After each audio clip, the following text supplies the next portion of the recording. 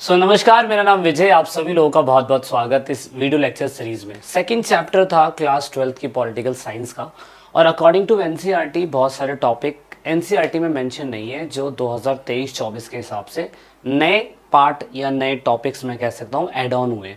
उनमें से एक नया टॉपिक है, वो है India Russia relation. Class 12th का सेकेंड चैप्टर है और वो न्यू एडिशन के हिसाब से नया ऐड हुआ है टॉपिक, और ये टॉपिक आपके पेपर में भी आएगा। तो उस टॉपिक के ऊपर हम लोग डिस्कशन करने जा रहे हैं कि भारत और रूस का यानी कि रशिया का रिलेशंस कैसा है, वो हम समझने की कोशिश करेंगे।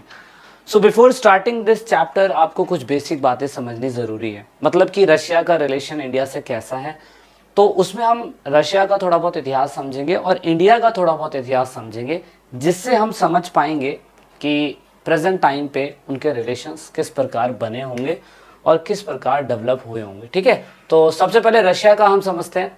देखिए, रशिया के बारे में अगर हम देखें तो मॉस्को उसकी कैपिटल है और रशिया ऑफिशियल लैंग्वेज है। ज़्यादातर इसमें रशियन रहते हैं। क्रिश्चियनिटी धर्म के अलावा यहाँ पे इस्लाम धर्म भी हमें देखने को मिलता है, और रशिया में रशियन लोगों की ज़्यादा डोमिनेंस है। ये थोड़ा सा आपने फोकस ज़रूर रखना है कि रशियन लोगों का डोमिनेंस रशिया में ज़्यादा हमें देखने को मिलता है। तो 2017 का डेटा हमारे पास है। अकॉर्डिंग टू 2023-24 के हिसाब से तो डेटा कुछ और चेंज हो गया होगा, लेकिन ये विकीपीडिया से उठाया हुआ डेटा है तो चेंज हो सकता है।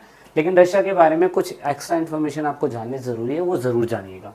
अगर आपने चैप्टर पहले भी पढ़ा होगा तो उसमें आपने देखा होगा कि शुरुआती समय में जब रशिया यूएसएसआर था, और उसके बाद 1992 के लगभग हम देखते हैं कि फाइनली 26 दिसंबर 1991 में तख्ता पलट हो जाता है, और बोरिस येल्त्सिन जो है 1992 के अंदर फाइनली पूरे रशिया का ऑफिशियल लेवल पे राष्ट्रपति बन जाते हैं। ये आपने पहले चैप्टर में पढ़ लिया होगा। तो under the leadership of Yeltsin Russia, Ukraine and Belarus, पहली बार ऐसा हुआ था जब यूएसएसआर टूटा तो येल्त्सिन, बोरिस येल्त्सिन के अंडर में आप देखेंगे रशिया, बेलारूस और साथ में यूक्रेन, ये तीनों कंट्री सेपरेट हो गई थी, और उसके अलावा 15 कंट्री भी सेपरेट हुई थी। तो इस हिसाब से हम कह सकते हैं कि बोरिस येल्त्सिन जो थे वो सोवियत यूनियन को डिसबैंड करना चाहते थे, मतलब यूएसएसआर को ख़त्म करना चाहते थे। और यूएसएसआर को ख़त्म करने के बाद कम्युनिस्ट पार्टी जो यूएसएसआर की थी उसको बैन करके सोवियत रिपब्लिक अडॉप्ट करके कैपिटलिज्म को अडॉप्ट करना चाहते थे, पूंजीवादी लाना चाहते थे और लोकतंत्र की स्थापना करना चाहते थे, जो ड्यूरिंग यूएसएसआर के टाइम पीरियड पे नहीं थी। तो आप कह सकते हो कि पहली बार बोरिस येल्त्सिन, आप देख सकते हो 1991 से लेके 1999 तक पावर में रहते हैं और बहुत अच्छी तरीके से डेमोक्रेसी को स्टैब्लिश करते हैं, जो यूएसएसआर के दौरान नहीं थी। तो आपको ये पूरा यूएसएसआर दिख रहा है, ये पूरा यूएसएसआर था, यूएसएसआर। अगर आपको यूएसएसआर के बारे में नहीं पता तो और फाइंड आउट करने की ज़रूरत है। तो इसे यूनियन सोवियत सोशलिस्ट रिपब्लिक कहा जाता है। इसमें 15 देश शामिल थे, लेकिन 1991 के बाद आपका रशिया एंड देन उसके बाद आपका बेलारूस और यूक्रेन, ये 3 स्टेट जो हैं ऑफिशियल लेवल पे अलग होते हैं, फिर सारे स्टेट अलग होने चालू हो जाते हैं। और ऐसे में ये सारे स्टेट बाद में बनते हैं CIS, Commonwealth of independent state. ये स्टेट ऐसे थे जो चाहे तो यूएसएसआर की आइडियोलॉजी को, कम्युनिस्ट आइडियोलॉजी को अपना सकते हैं, और चाहे यूएसए की आइडियोलॉजी, कैपिटलिस्ट आइडियोलॉजी को अपना सकते हैं, और चाहे आपस में मिलकर एक ग्रुप बना सकते हैं। तो अब ऐसे में आपको इसका इतिहास थोड़ा बहुत समझ में आ रहा होगा कि यूएसएसआर क्या था। फाइनली यूएसएसआर की जगह रशिया लेता है और रशिया एक उत्तराधिकारी बनता है, और अमेरिका इसको एज अ यूएसएसआर का उत्तराधिकारी मान लेता है, और यूएनओ के अंदर इसको स्थान भी मिलता है। ऐसे में रशिया जो था वो अगर प्रेजेंट टाइम पे देखें तो उसकी पॉपुलेशन, उसकी जीडीपी के हिसाब से 11th रैंक पे है। इसका ग्रोथ 2.5 2018 में था, 2020 में 4.1 हुआ। ऐसे करते करते करते इसका ग्रोथ रेट बढ़ता चला गया। सोचने वाली बात यह है कि 1999 से लेके आज 2024 चल रहा है, तो ये आज भी भारत के लिए बहुत चौंकाने वाली बात है कि मात्र 20 सालों के अंदर इन लोगों ने अपनी जीडीपी का रैंक 11वें स्थान पे कर लिया है। ठीक है, ये बहुत ज़्यादा इंपॉर्टेंट बात है। रशिया के पास बहुत सारे मिनरल्स, नेचुरल रिसोर्स, गैस, और साथ में ग्लोबल वर्ल्ड में इसका पार्टिसिपेशन बहुत अच्छा है।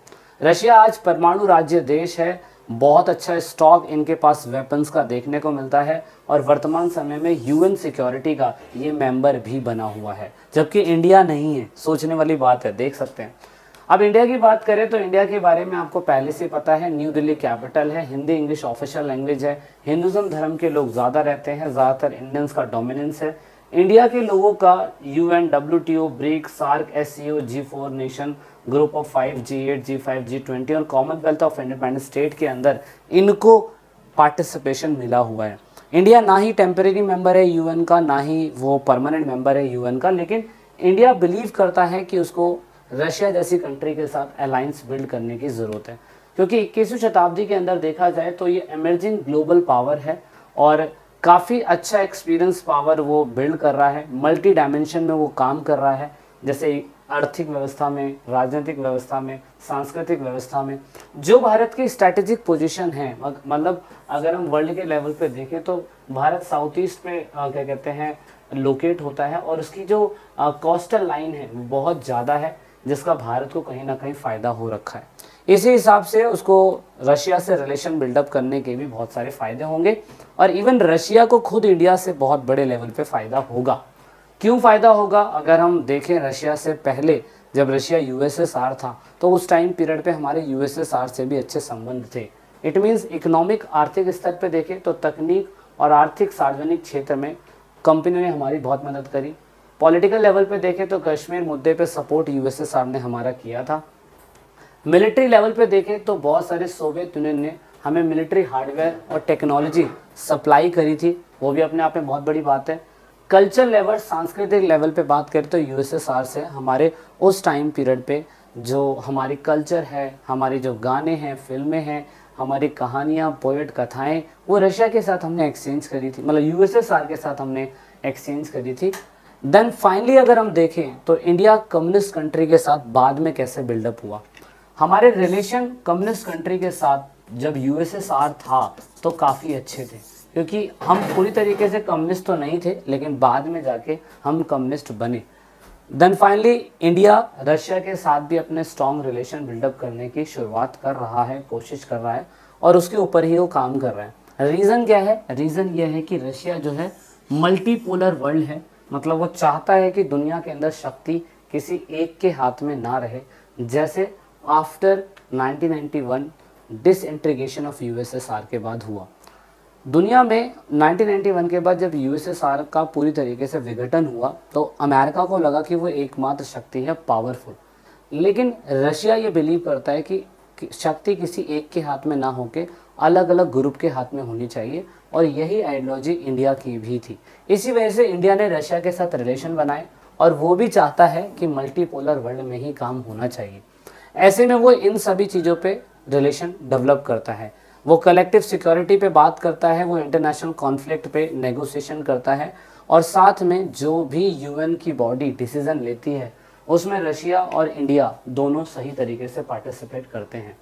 अब ऐसा नहीं है कि इंडिया को बेनिफिट नहीं होता है, इंडिया को रशिया से बेनिफिट है। वो Kashmir issue, energy supply, information share करना, इंटरनेशनल टेररिज्म जो हो रहा है उसमें रशिया मदद करता है इंडिया का, और सेंट्रल एशिया के जितनी भी कंट्री है उनके साथ एक्सेस करने का, रिलेशन बिल्डअप करने का रशिया मदद करता है। चाइना के साथ जो हमारे रिलेशन ख़राब हो रहे हैं उनके बीच का कॉन्फ्लिक्ट को सॉल्व करने का काम भी रशिया कर रहा है। रशिया इंडिया के लिए बहुत इंपॉर्टेंट है क्योंकि वो ड्यूरिंग ऑयल क्राइसिस, जिस समय तेल का संकट हो रहा था, उस टाइम पीरियड पर रशिया ने इंडिया की मदद करी थी तेल के कंटेनर को सप्लाई करके।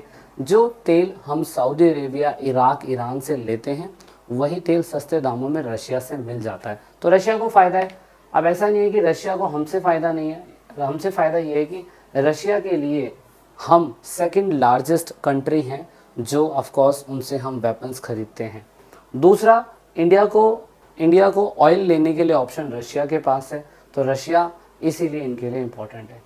इकोनॉमिक पर्सपेक्टिव की बात करें तो इंडिया 5 ट्रिलियन इकोनॉमिक बनने वाला है और बहुत बड़ा कंपटीशन, ह्यूज मार्केट हम उनको रशिया को देते हैं कि रशिया अपने कुछ भी अप्लायंस अगर बेचना चाहता है इंडिया के अंदर तो बहुत अच्छी मात्रा में वो बेच सकता है। इंडिया की GDP करंटली 5th नंबर पे है, बहुत सोचने वाली बात है, रशिया के 11वें नंबर पे है, इसकी 5th नंबर पे है। राजनीतिक दृष्टिकोण से देखें तो मिलिट्री काफ़ी अच्छी इंडिया की हो चुकी है और वो मेक इन इंडिया स्कीम जिसमें टेक्नोलॉजी और साइंस के ऊपर वो बहुत सारे माइलस्टोन दर्ज कर चुका है, न्यूक्लियर एनर्जी बना चुका है, स्पेस के ऊपर काम कर रहा है, इवन चंद्रयान 2 लॉन्च हो चुका है ना। तो बहुत सारे रीज़न है कि रशिया का हमारे साथ रिलेशन करने का फ़ायदा होगा। सो अधिक जानकारी के लिए ऐप को ज़रूर डाउनलोड करिएगा। ये इंडिया और रशिया रिलेशंस के बारे में था कि किस तरीके से भारत को रशिया से फ़ायदा हो रहा है, रशिया को भारत से फ़ायदा हो रहा है। और ये बच्चों के लिए बहुत ज़्यादा ज़रूरी टॉपिक है कि वर्तमान समय पे इंटरनेशनल पॉलिटिक्स को समझने की हमें अपने नज़रिए को बदलना होगा। ई पाठशाला आपके साथ हमेशा है। अधिक जानकारी के लिए ऐप को डाउनलोड करिए, वीडियो को लाइक से सब्सक्राइब करिए। This is it in this video. जय हिंद, जय भारत, वंदे मातरम।